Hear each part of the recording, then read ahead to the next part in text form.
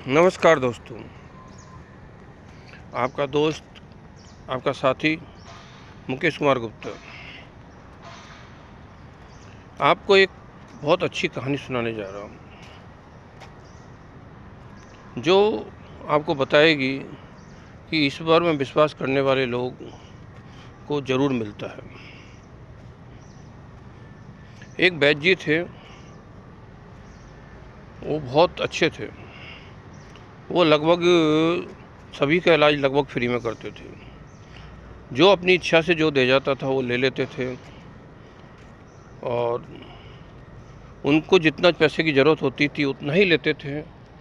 उसके बाद वो मना कर देते थे कि अब मैं पैसा नहीं लूँगा। फिर उसके बाद जितने लोग आते थे उनका फ्री में इलाज करते थे। डेली का रूटीन था, उन्होंने घर के बाहर क्लिनिक बना रखा था और वो क्लिनिक में सुबह आके बैठते थे। उनकी पत्नी एक पर्ची लाके उनको देती थी कि आज ये सामान मेरे को चाहिए। वो पर्ची को पढ़ते, ईश्वर की प्रार्थना करते कि मेरी धर्मपत्नी की इच्छा पूरी करना, और उसको उसके बाद गले में रख देते। उसके बाद जो आता इलाज कराता, पैसे दे जाता अपने हिसाब से। वो किसी से कुछ नहीं मांगते थे।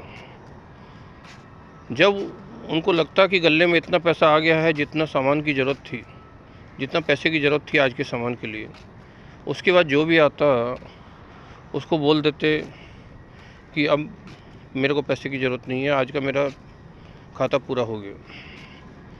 इसी तरह दिन चल रहे थे, डेली का रूटीन उनका चल रहा था, डेली के खर्चे पूरे हो रहे थे। एक दिन अचानक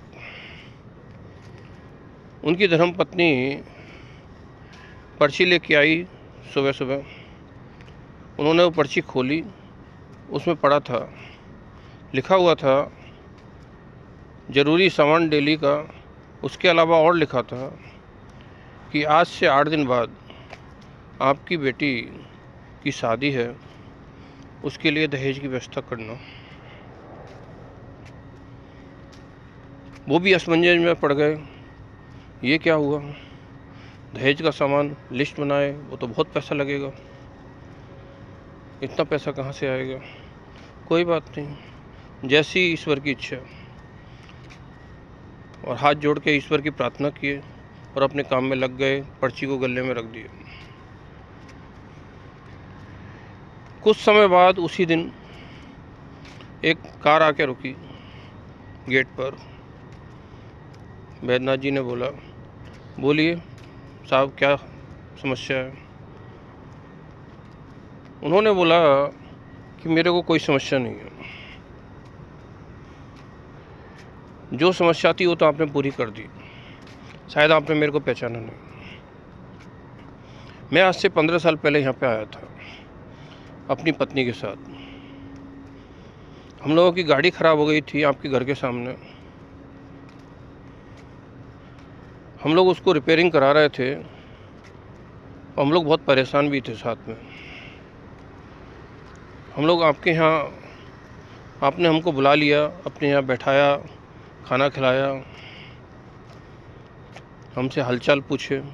हम लोग रो पड़े। हमने बताया कि हमको काफ़ी साल हो गए शादी हुए, लेकिन संतान नहीं है। आपने बोला जैसी ईश्वर की इच्छा, मैं कुछ नहीं कर सकता, लेकिन मैं कुछ दवाइयाँ दूंगा। अगर ईश्वर की इच्छा होगी तो आपको संतान जरूर होगी। और आपने मेरे लिए और मेरी पत्नी के लिए कुछ दवाइयाँ दी, और हम लोग उनको लेकर के चले गए। एक चीज़ और थी कि आपने उस दिन हमसे पैसे भी नहीं लिए थे। आपने बोला था कि मेरा खाता आज का पूरा हो गया। हम लोग सच्चे मन से दवाइयों को लिए, अर्पण किए, और हमको 2 संतानें हुई, एक बेटा एक बेटी। आज वो बड़े हो गए। लेकिन उस दिन जब मैं आया था तो आपके घर मैंने एक बेटी को भी देखा था, आपकी बेटी को। वो बहुत छोटी थी। मैं कुछ दहेज का सामान इकट्ठा कर रहा था अपनी भतीजी के लिए, लेकिन मैं जब जब अपनी भतीजी के लिए दहेज का सामान इकट्ठा करने जाता मेरे को आपकी बेटी भी याद आ जाती। मैं उसके लिए भी सेम सामान खरीद लेता था, हर चीज़ का 2 जोड़ी खरीदता था, एक अपनी भतीजी के लिए और एक आपकी बेटी के लिए।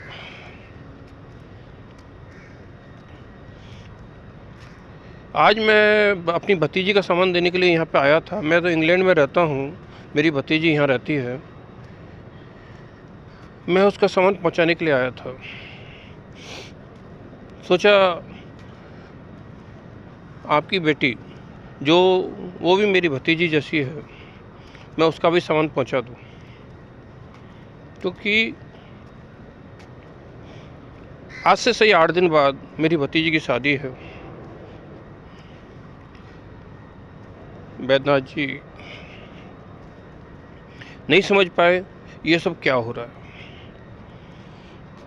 उन्होंने कहा कि जैसी ईश्वर की इच्छा।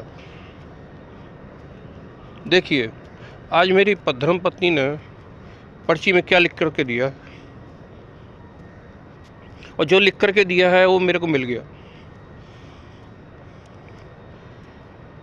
बस मैं ईश्वर पर विश्वास रखता हूँ और मेहनत करता हूँ, दूसरों की सेवा करता हूँ। मुझे इससे ज़्यादा कुछ नहीं चाहिए। तो जो ईश्वर पर पूरा विश्वास रखते हैं और मन से दूसरों की सेवा करते हैं, लालच नहीं दिखाते हैं, उनकी हमेशा इच्छाएं ईश्वर पूरा करता है। धन्यवाद।